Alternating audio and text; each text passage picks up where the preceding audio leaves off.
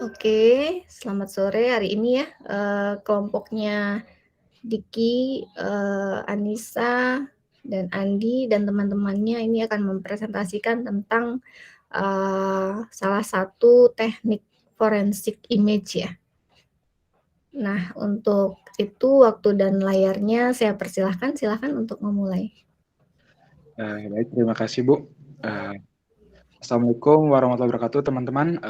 Pada kesempatan kali ini, kelompok kami akan mempresentasikan sebuah paper yang sudah kami uji, yaitu berjudul Implementasi Penggunaan Tools Forensically Data pada Identifikasi dan Analisis Gambar Digital. Next. Boleh dinyalakan layarnya Diki biar kelihatan gantengnya. Ya, Bu. Di sini anggota kelompok kami terdiri dari Ahmad Maulidi Rofiad, ada Andi Malia Fadilah Bahari, kemudian ada Anissa Sugi Pramesti, kemudian ada saya Diki Nur Arifin, selanjutnya ada Muhammad Farhan Fadilah Umam. Langsung saja kita masuk ke pembahasan pertama, yaitu latar belakang yang akan dijelaskan oleh Anissa Sugi Pramesti. Yang presentasi boleh di on cam. Yang kelompok presentasi boleh di on kan kameranya ya.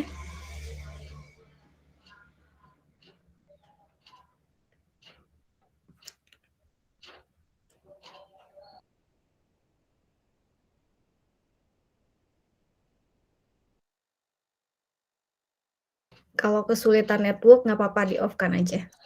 Iya Bu, bentar ya Bu, saya off cam dulu. Habis jelasin saya on cam. Oke baik, langsung saja ya masuk ke latar belakang. Adapun yang melatar belakangi adanya penelitian ini adalah dimulai dengan pemanfaatan teknologi. Seperti yang kita ketahui bahwasanya teknologi saat ini sudah sangat membantu kehidupan manusia dalam kehidupan sehari-hari. Namun seringkali pemanfaatan itu disalahgunakan oleh para pihak-pihak yang tidak bertanggung jawab. Penyalahgunaan itu seringkali dilakukan untuk melakukan tindak kejahatan. Contoh mudahnya adalah penipuan yang dilakukan melalui komputer dan menggunakan jaringan internet, atau dapat kita sebut saja cybercrime. Nah, dari tindakan penipuan tadi, pastinya pelaku akan mengirimkan bukti-bukti untuk mengelabui korban agar tertipu gitu. Nah, dari bukti-bukti yang dikirimkan tadi dapat dianalisis dan diidentifikasi lebih lanjut dengan adanya forensika digital. Forensika digital itu sendiri merupakan salah satu bagian dari forensik yang membahas mengenai bagaimana sistem digital memengaruhi dan dapat meninggalkan data serta sesuatu yang dapat digali kembali agar dapat dijadikan sebagai bukti pada sistem yang akan dicari.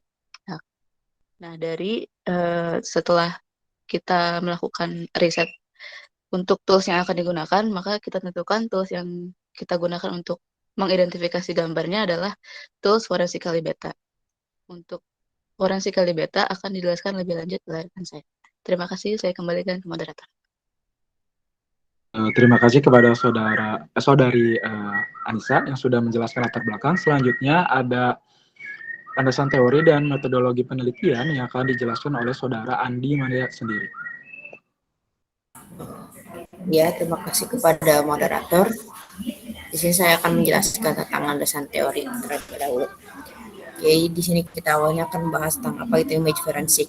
Image forensik secara garis besar adalah penerapan ilmu forensik pada gambar digital yang merupakan salah satu format digital. Jadi ya image forensik itu adalah salah satu gitu, penerapan dari forensik digital yang pasti banyak ya.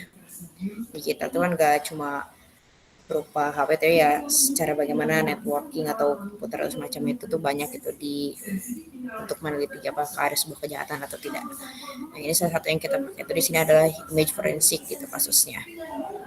Nah, image forensik tuh biasanya dia ngedeteksi buat apa aja. Biasanya itu ya tadi kalau dijelaskan untuk image ya, menerapkan ilmu forensik untuk image. Jadi dia tuh diusahakan gitu untuk memecahkan sebuah kasus gitu ya, sebagaimana ilmu forensik itu pada sebuah permasalahan gambar digital, yang mana gambar digital itu zaman sekarang itu banyak yang mulai edit buat kejahatan, entah dia niatnya kejahatan ataupun cuma buat niat iseng-iseng, tapi ya pasti ada yang berakibat fatal gitu ya. Dengan melakukan yang iseng-iseng itu bisa berakibat fatal, bisa menyebarkan segala macam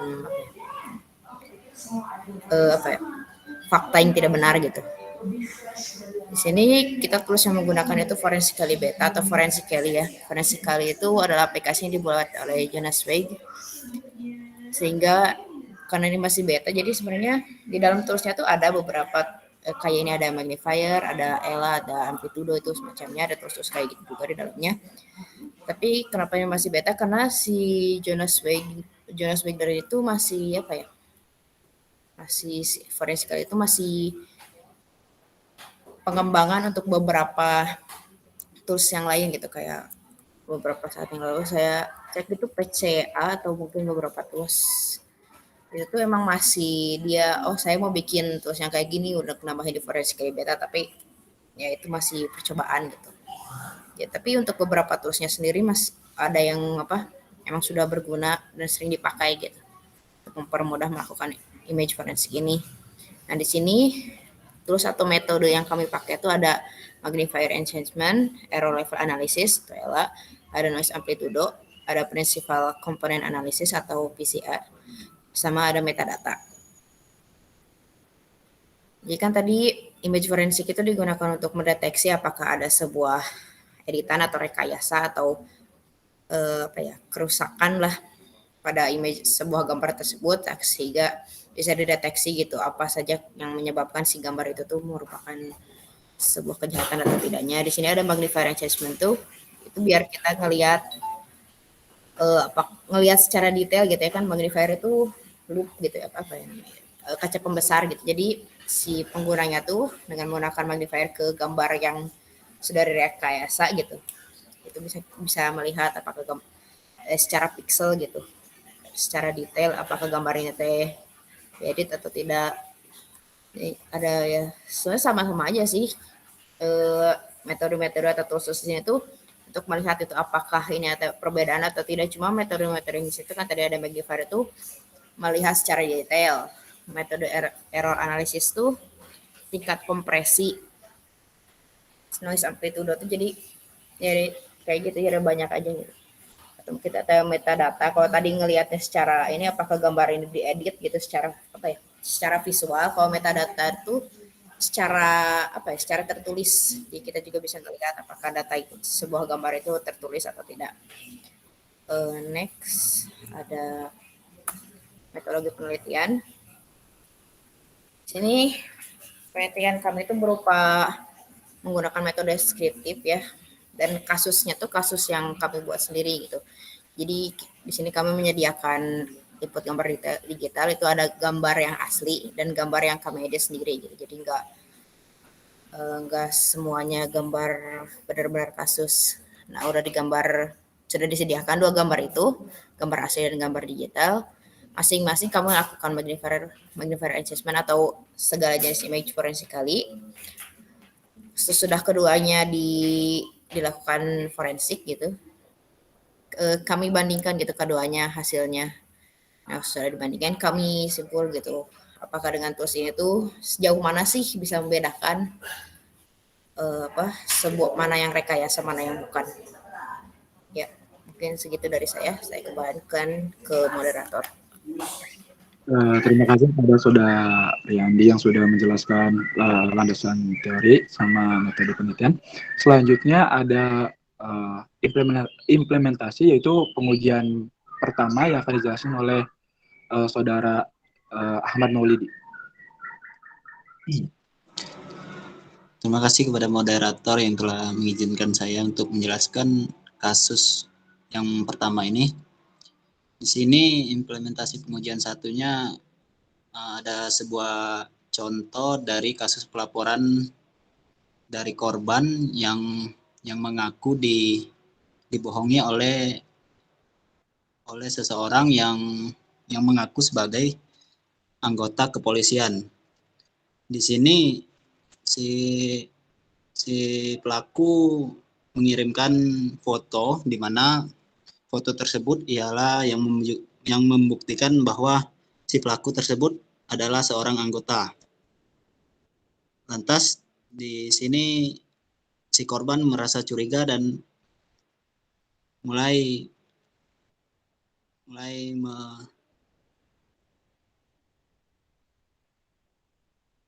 mencari kebenarannya. Next nih.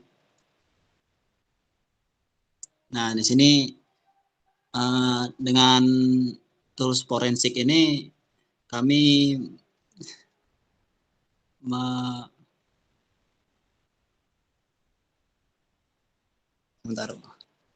di sini kami dengan tools forensik ini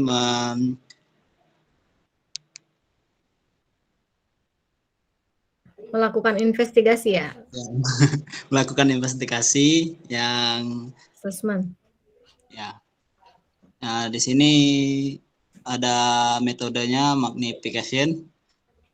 Di sini terdapat perbedaan pada kontras nama sama kartu tanda anggotanya, di mana nama tersebut sudah diubah oleh si pelaku dan nomor tanda anggotanya juga sudah diubah oleh si pelaku. Kemudian next. Untuk selanjutnya bagian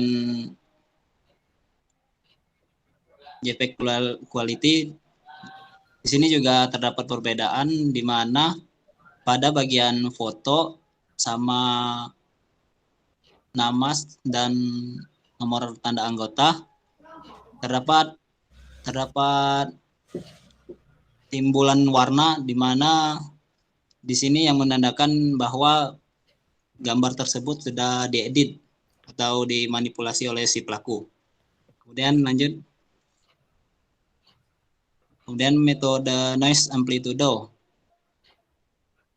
Kalau di dalam gambar tersebut sebenarnya ada perbedaan di pada kotak tersebut, di mana perbedaan tersebut ada sebuah titik atau perbedaan dari kontras lainnya yang menandakan bahwa di bagian nama dan nomor anggota tersebut ada perbedaannya. Kemudian lanjut pada bagian PCA. Nah, di sini sudah terlihat jelas perbedaannya, di mana nama dan nomor anggota itu berbeda ini kontrasnya pada kestatusan dia sebagai Bribtu. Sangat jelas di sini bahwa gambar tersebut telah diedit. Lanjut. Kemudian metadata, di sini software yang digunakan oleh si pelaku untuk mengedit sebuah gambar tersebut yaitu menggunakan Adobe Photoshop CS6, yaitu di Windows. Lanjut. Baiklah, hanya itu saja penyampaian dari kasus pertama. Selanjutnya saya kembalikan ke moderator. Terima kasih. Terima kasih kepada Saudara Ahmad Maulidi yang sudah menjelaskan tentang kasus pengujian pertama. Selanjutnya di sini kita lanjut ke pengujian kedua yang akan dijelaskan oleh Muhammad Farhan. Oke, untuk pengujian kedua kami membuat studi kasus bukti transfer palsu yang sudah diedit dan dikirim via WhatsApp. Itu contoh bukti transfernya. Oke, next. Oke, pada metode pertama adalah magnification. Magnification adalah pembesaran terhadap gambar. Dalam pengujian ini terlihat perbedaan warna, yaitu ada warna pelangi di sekitar kolom penerima transfer. Dan kami membuat asumsi bahwa gambar tersebut adalah hasil timpaan, sehingga pencahayaan dari pelangi itu berbeda sehingga kami menyimpulkan bahwa gambar ini sudah dimodifikasi. Coba next. Oke, pada metode kali ini yaitu error level analysis. Error level analysis itu menggunakan cara kompresi gambar JPEG, yaitu gambar tersebut dikompresi sesuai dengan keinginan kita. Pada kali ini kita menggunakan quality yang 90 dan terlihat perbedaan ekornya. Terlihat pada kolom penerima, bank, nama penerima dan nama rekening terlihat berbeda. Ekornya dia terlihat lebih terang. Coba kita next. Dan pada error quality yang 95 juga terlihat pada kolom-kolom tersebut terlihat lebih terang, maka kami mengasumsikan bahwa gambar sudah dimodifikasi. Coba untuk metode selanjutnya next. Oke. Metode kali ini adalah noise analysis. Menggunakan noise untuk analisis. Biasanya pada gambar yang sudah diedit, noise itu akan terlihat lebih sedikit. Nah, kita dapat melihat dari teks-teks struk ini, kayak teks di pengirim, kolom pengirim terlihat lebih banyak noise, sedangkan teks pada kolom penerima terlihat noise itu sedikit dan agak samar gitu. Jadi kami menyimpulkan bahwa gambar ini sudah dimodifikasi. Next. Lalu pada metode luminance gradients ini menggunakan sumber cahaya untuk menganalisis sebuah gambar. Terlihat kalau jika di teks-teks yang lain terlihat sumber cahaya seperti dari bawah, bayangan itu terlihat di atas, sedangkan pada kolom bank penerima, nama penerima dan rekening itu terlihat cahayanya itu datar, sehingga kami menyimpulkan bahwa gambar ini telah dimodifikasi. Next. Pada metadata, mungkin ini salah satu kelemahan forensically karena kami menggunakan gambar dari WhatsApp yang sudah dikompresi dan di forensically ini tidak dapat membaca metadata tersebut. Pada metadata aslinya mungkin terbaca, tapi seperti informasi-informasi itu kurang gitu. Jadi kami belum bisa menyimpulkan kalau dari metadata ini apakah sudah dimodifikasi atau bukan karena ini hasil kompresi. Mungkin segitu saja di pengujian kedua, kembalikan ke moderator. Terima kasih kepada Saudara Farhan yang sudah menjelaskan tentang kasus kedua. Selanjutnya ada kesimpulan. Di sini saya sendiri akan menyimpulkan. Nah, dari hasil pengujian yang kami lakukan terhadap dua kasus tersebut, diperoleh bahwa tools Forensically Beta ini dapat digunakan untuk mengidentifikasi dan menganalisis gambar.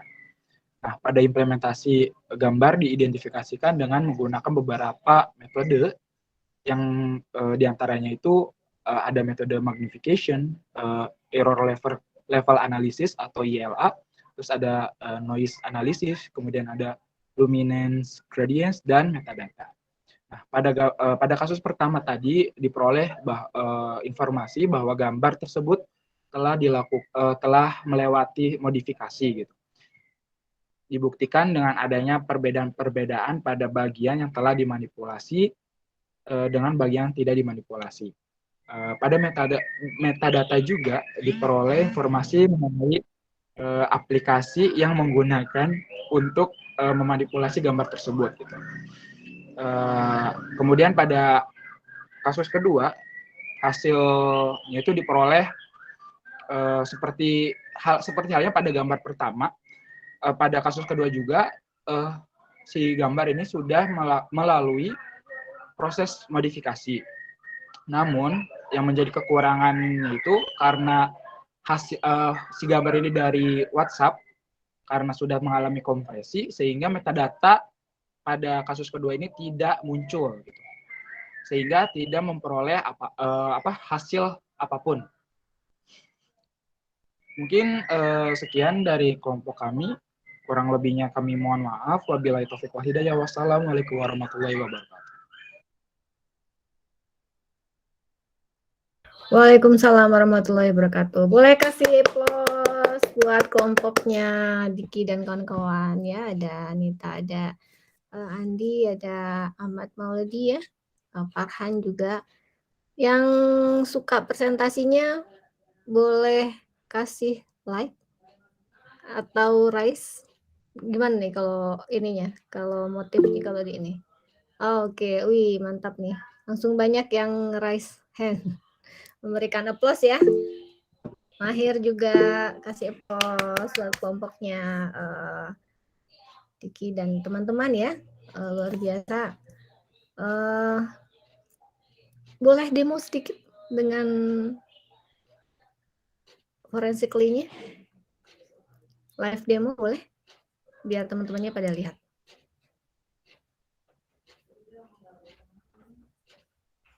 Cara menggunakannya.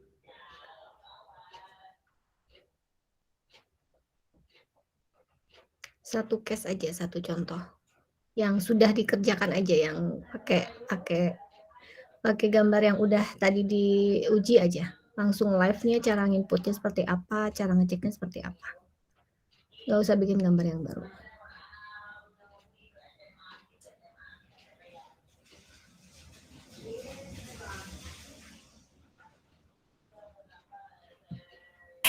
Tunggu sebentar, Bu.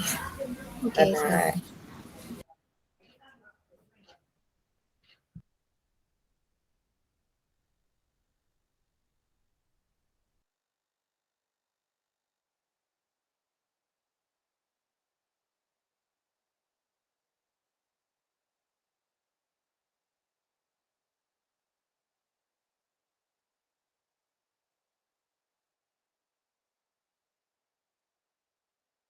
Oke, jadi dengan melakukan forensik terhadap image, kita akan tahu image yang kita miliki, atau misalnya image yang bisa dijadikan bukti itu apakah dia betul-betul image yang asli atau yang sudah diedit gitu ya.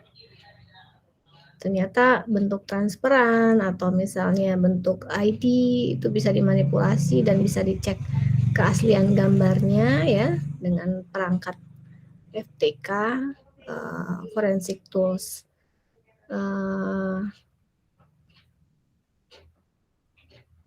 Forensically ya tadi masalah. Mungkin kelompok ini akan mendemokan secara langsung penggunaan tersebut. Sebentar ya, Bu. Oke. Kemarin harus download dulu.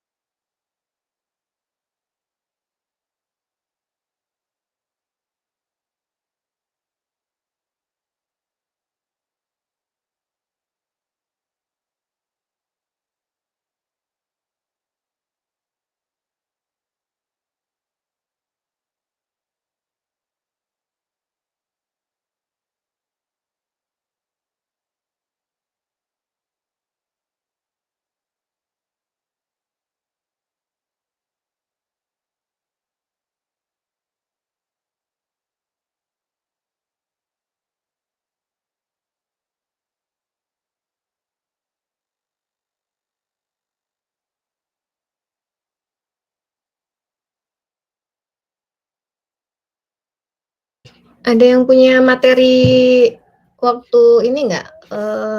Seminar internasional itu? Ada yang punya materinya nggak?